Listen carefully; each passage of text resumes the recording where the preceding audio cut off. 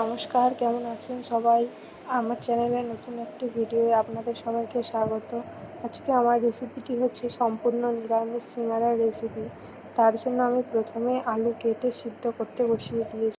তো তারপরে আমি এখানে ধনেপাতা ও কাঁচা লঙ্কাটা কুচি করে নিয়েছি। আর এখানে আমি কিছু গোটা গরম মশলা, সঙ্গে জিরে আর মৌরি আর একটা শুকনো লঙ্কা একসঙ্গে ভালোভাবে নেড়ে চেড়ে ড্রাই রোস্ট করে নিয়েছি। তারপরে এগুলো একটি হামানদিস্তাতে নিয়ে ভালোভাবে গুঁড়ো করে নিয়েছি। তো আমার এই কাজটি সম্পূর্ণ হয়ে যাওয়ার পরে আমি গ্যাসে আবার একটি কড়াই বসিয়ে নিয়েছি। তাতে কিছুটা পরিমাণে তেল দিয়েছি, প্রায় 2 টেবিল চামচ পরিমাণ। তার মধ্যে 5 ফোড়ন দিয়েছি, কাঁচা লঙ্কা কুচি ব্যবহার করেছি, আর দিয়ে নিয়েছি আধা চামচ পরিমাণ আদা কুচি, আর সেদ্ধ করে নেওয়া আলুর টুকরোগুলো দিয়ে দিলাম।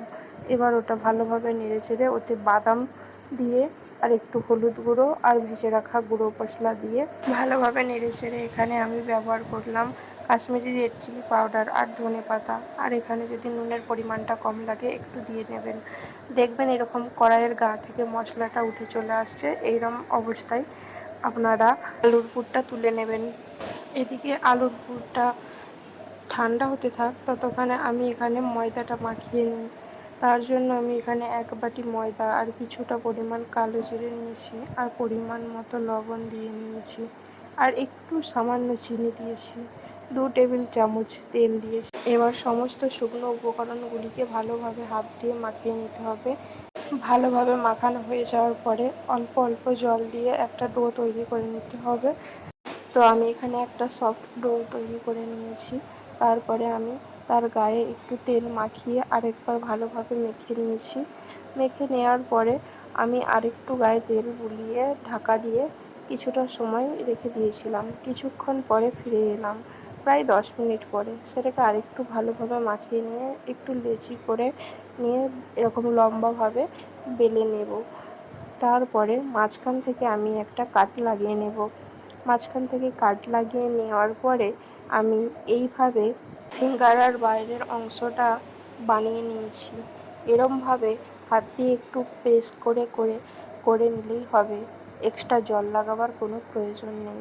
যদি একটু ভালোভাবে হাত দিয়ে চেপে চেপে নেন তাহলে এটা দেখবেন একদম পারফেক্ট খুলে যাবে না। আর একটু পুরের পরিমাণটা আপনারা বুঝে দেবেন। খুব বেশি পরিমাণ হলে এর মুখটা খুলে যাওয়ার সম্ভাবনা থাকবে। এরকমভাবে আমি সমস্ত সিঙ্গারাগুলিকে বানিয়ে নেব। আমি এখানে 1 বাটি ময়দা ব্যবহার করেছি, তাতে আমার 8টা সিঙ্গারা তৈরি হয়েছিল। তো আমার ভিডিওতে যদি আপনি নতুন বন্ধু হয়ে থাকেন, অবশ্যই আমার চ্যানেলটিকে সাবস্ক্রাইব করে আমার পাশে থাকবেন। আর যদি ভিডিওটি ভালো লেগে থাকে একটা লাইক করবেন। আমি এখানে কড়াই বসিয়ে দিয়েছি, তো পরিমাণ মতো এতে তেল দিয়ে নিয়েছি। তারপরে তেলটা হালকা গরম থাকাতেই আমি সিঙ্গারাগুলিকে দিয়ে দিয়েছি। এবার হালকা আঁচে ভালোভাবে লাল হওয়া পর্যন্ত নাড়িয়ে চাড়িয়ে ভেজে নেব। তো আমার সিঙ্গারাগুলি প্রায় ভাজা শেষ। সিঙ্গারার বাইরের অংশটা একদম খাস্তা হয়েছিল, আর খেতে দারুণ স্বাদের হয়েছিল। তো সবাই ভালো থাকবেন। ভিডিওটি শেষ পর্যন্ত দেখার জন্য অনেক অনেক ধন্যবাদ সবাইকে। আজকের মতো বাই।